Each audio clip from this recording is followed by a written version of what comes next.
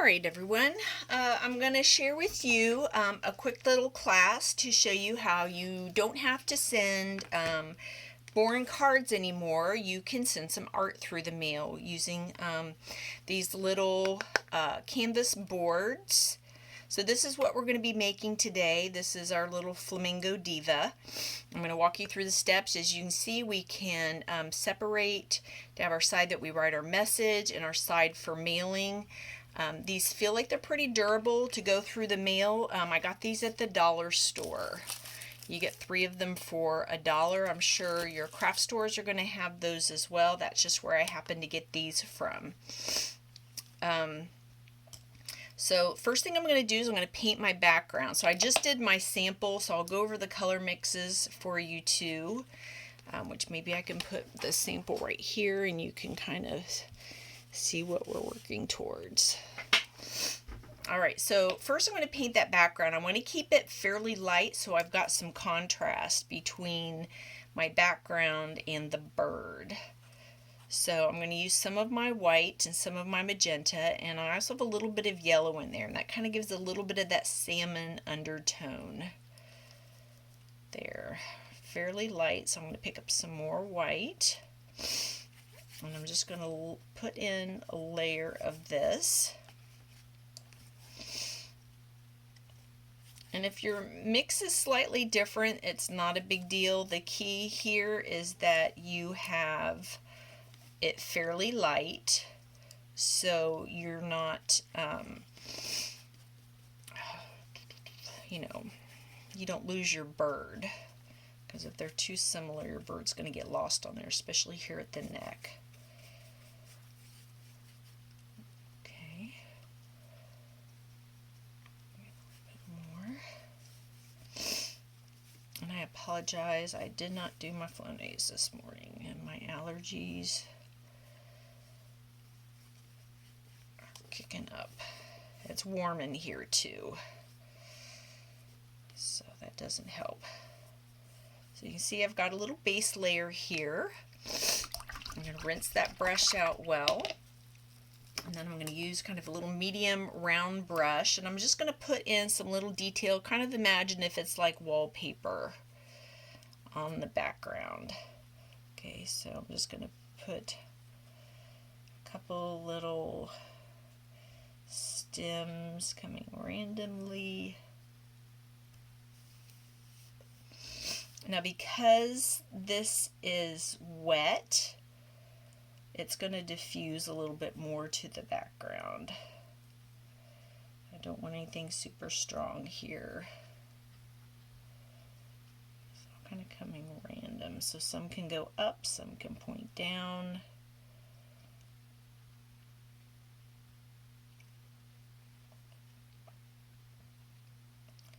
Just doing some little applied feathers.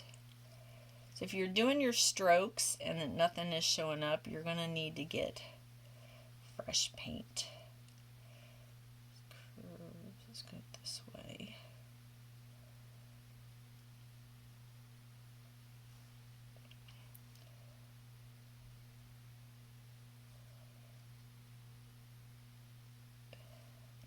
I've done this one as a bigger like a 16 by 20 for classes before. It's always a really cute one. A couple ladies have gone back and they've repainted this and put a hat on it and facing the other way, so they have like a little pair, like a little Mr. and Mrs. Flamingo. Okay, I'm gonna go, let's go with this one coming off this way. I'm going to go this way. And I think I can put maybe one in here. I just don't want them all going the same way, so it's a little more random. These are not the star of the show. It's a little wide, isn't it? These are not the star of the show, so I'm not too worried about them being, really having any detail to them.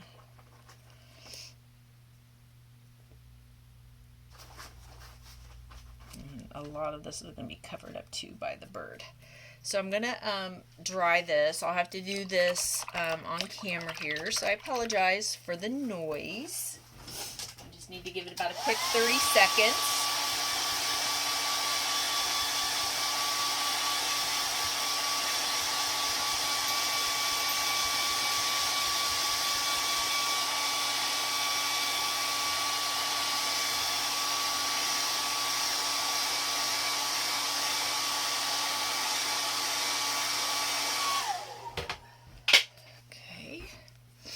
So the next part that I'm going to do is going to be working on the body of the bird.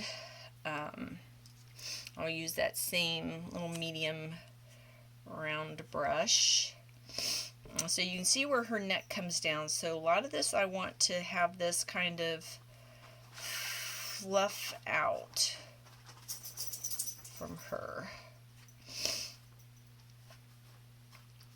I'm just going to fill some of that in with the darker color. Okay.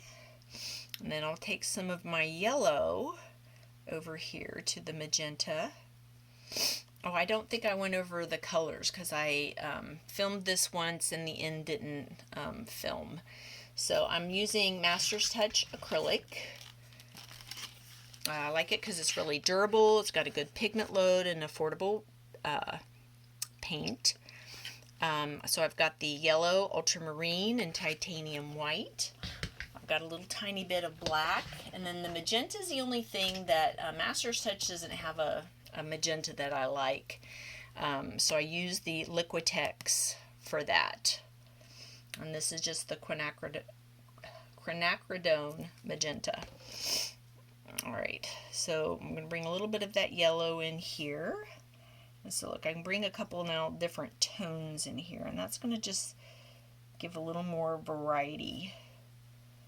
And see, without making it too messy, I can come and paint in between some of those there. And then now I'll kind of come in. Remember, that paint is wet, so if I bring another color on top, they're going to kind of mix. Just get a little pink tinge to it. Let's kind of paint another little layer on top of that to give it a little more fluff. And I can always come back and tweak anything at the end if I need to kind of strengthen that up. Alright.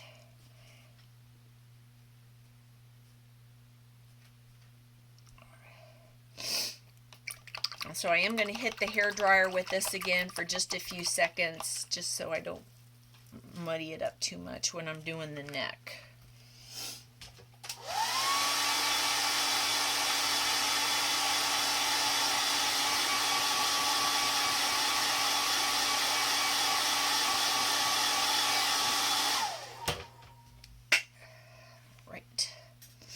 So when we're doing the neck, here's where we have to kind of be aware of our values, that we have something that's going to have enough contrast against that background. So I'm going to use that magenta again with a little white.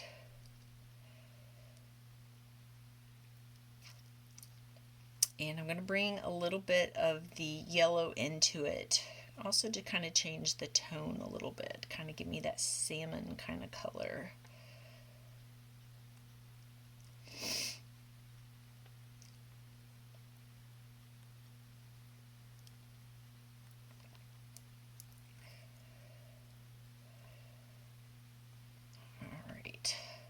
So that should be pretty good there. Doing the head on this is super easy, so I didn't feel it was something that we needed to draw in. I want to leave some space, as you can see here, for the crown. So look, if the top of her head is going to come here, and then this is going to come right down into here. Kind of, it's almost like making a curvy question mark. So once I get that shape in, here's where I can kind of start to fine tune it. So I want that, I want this to be fairly parallel through here rather than it getting really thick or weird in a spot. So this is going to come on around, and then here on this top part of the head, see, we'll have the upper and lower jaw. I'm not too worried about the top part because the crown is going to cover a lot of that. And then I kind of know in here I'm going to have that little wedged out area where the eye will come up to. Okay, so as you can see here, like, that needs to be thickened up a little bit to look a little more proportional to her head. So if you kind of start out skinny, you can always smooth out or modify. All right, just gonna get a solid layer on this. I shouldn't be able to see through what's going on underneath. Now I can pick up a little white, and you can see here I've brought a little highlight in. So because that paint is wet, all I have to do is just kind of keep going back and forth over this, and it's going to give me a little soft blend.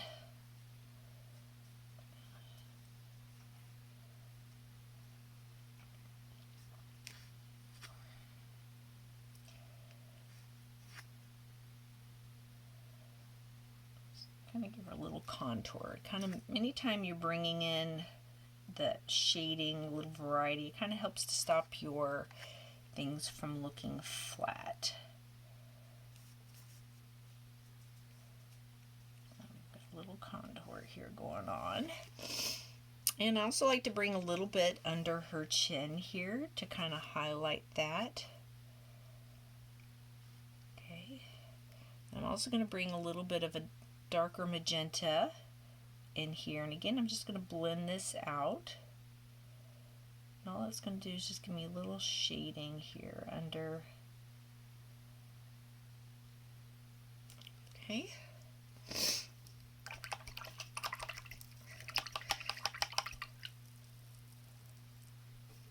alright, so the next thing we're going to do is we're going to lay in that foundation for the beak, and you can see rather than using white, we're using kind of more of a fleshy tone.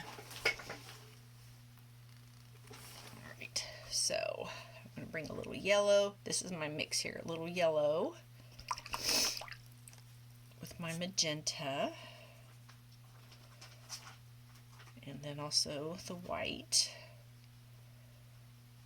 And that's what's going to kind of give me that kind of fleshy tone. I'm going to go a little lighter here.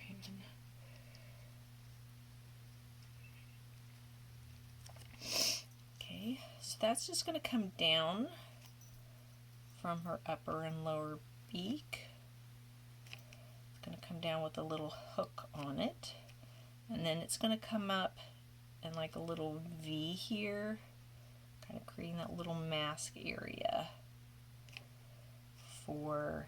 Now you can see when we put that black in here, that's going to help give some definition and set off that beak a little bit more, because these are kind of closer in value and it can get lost.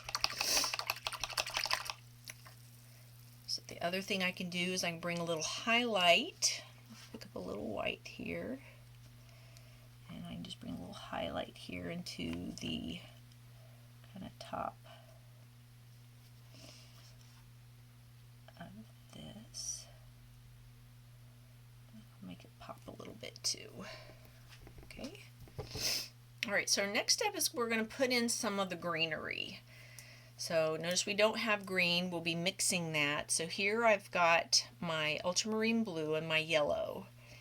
So like the more yellow I have in it, the lighter it's going to be. You can see I've got a much lighter green there, but to get some nice contrast here, I want to go at least a medium to dark green. So I can just adjust how much blue I bring in it.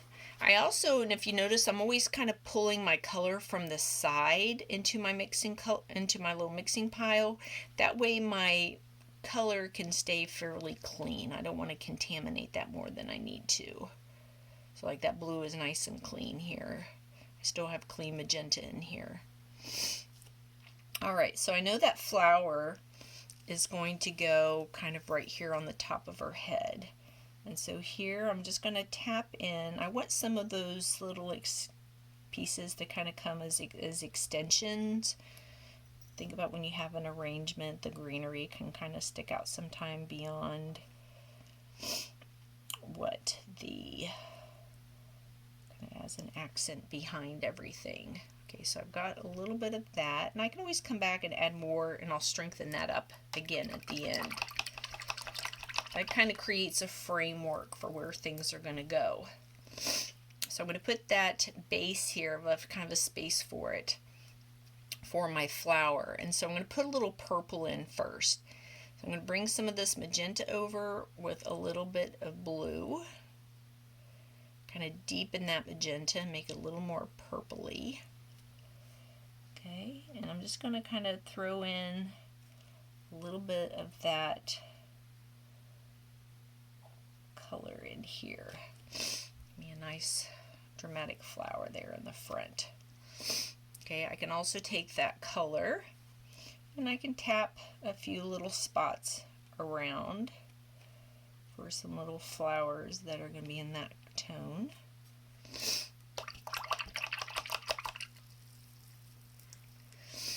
Now I'll come in and put in some yellow flowers using yellow and a little white. Or you could do them orange if you wanted. I like the yellow, brings a little bit of brightness to it. And so here I'm just going to tap in some little spots here, kind of in between things.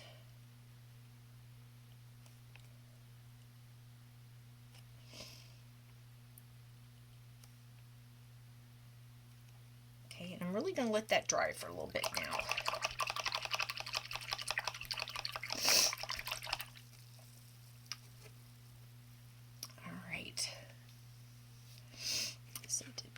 I'm still a little wet down here at the beak, so I'm gonna be putting the black on next. So I want to go ahead and give this a little dry because I can see here I've got a little bit of wetness still down in here, so I don't want that to become a muddy mess.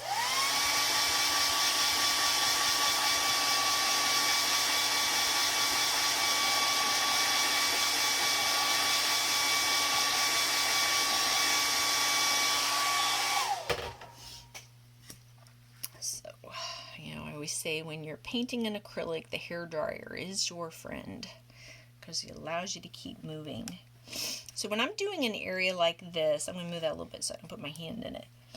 I tend to probably kind of do little dots to kind of make that circle so it's a little, it doesn't, rather than trying to take my brush and move those bristles around. And then down here, I'm going to come in and paint that tip. And I'm going to bring that little line here and a little breathing line there.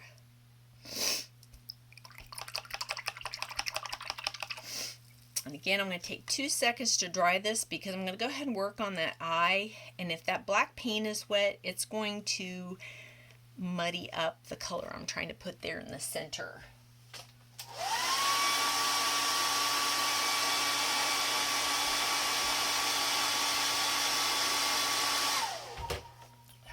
Sometimes just a few seconds is all you need and allows you to go on. Okay, so using kind of a yellowy green is a good color choice when you are doing eyes for birds. So I'm just going to pick a little bit of that green that I've got up here that I mixed before. And I'm going to bring a lot more yellow into it. And that's probably a good color there if I pull in maybe just a tiny bit of white.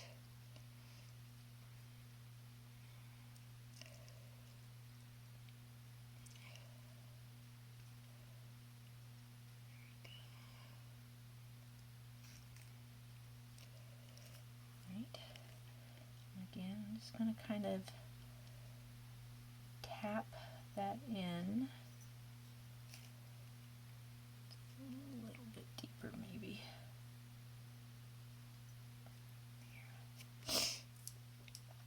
Okay, so while I'm letting that eye dry a little bit, I'm going to come back and finish my flowers and see anything else that needs some attention. Like I would say right now, I need probably a little more highlight on that beak. So because that beak is dry, where I've dried it, I'm going to add a little highlight into it. I usually bring where it's a little thinner, so I've brought a little more water into it, and it's just going to be a little bit easier for me to blend that out and keep it soft. Okay, so see how that kind of pops and gives her a little more contour. I'm going to come in and add a little bit more into my rose here, so I'm just going to add some magenta into those in between spots. And now I can pick up some white and just kind of highlight the little petals there. That's really about all we need to apply for those. Oh, Lily. Just hang on, baby. Hang on. Alright, so I'm going to see where maybe I need to extend maybe a little bit or strengthen up some of my greenery here.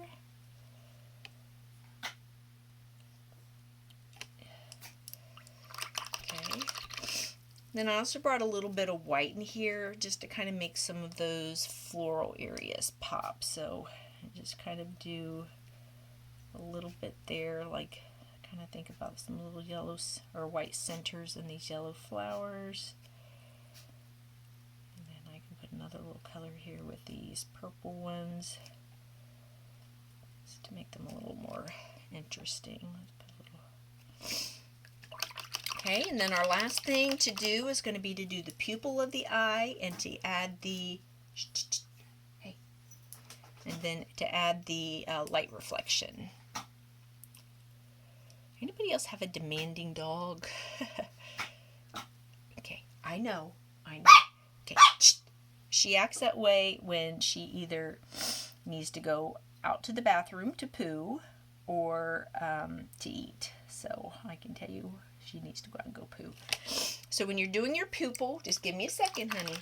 When you're doing your pupil, just go a little bigger than what you think you need because that's going to be a much more inviting eye. Small pupils tend to look more beady-eyed, so we want her to look nice and friendly. And then I'm just going to come in here with a little dot right there, bring a little life into the eye. Now you can see both of these are different. There's not a right or wrong way, but they're both really cute. I mean, could you imagine opening up your mailbox and getting something like this in there and a little message from a friend, happy birthday or whatever? Because I would give these 24 hours to dry, and because they're going through the mail, normally with the Master's Touch, if you kind of look at this, I don't know if you can see a little bit of that reflection in the light. I've got drips on here is what's happened here. It almost has a little bit of a built-in varnish to it, so it's a very durable paint, but because of this going through the mail, I would probably let this dry and then put a coat of polyacrylic on it before I send it out and give that another 24 hours to dry. Make sure you use a soft brush when you put on a sealant over this. But other than that, you know, it's going to be ready to go, inexpensive, and just a way to brighten someone's day. So let me know how your project goes for you and what else you'd like to see. Be sure to subscribe so you don't miss out on any of my projects.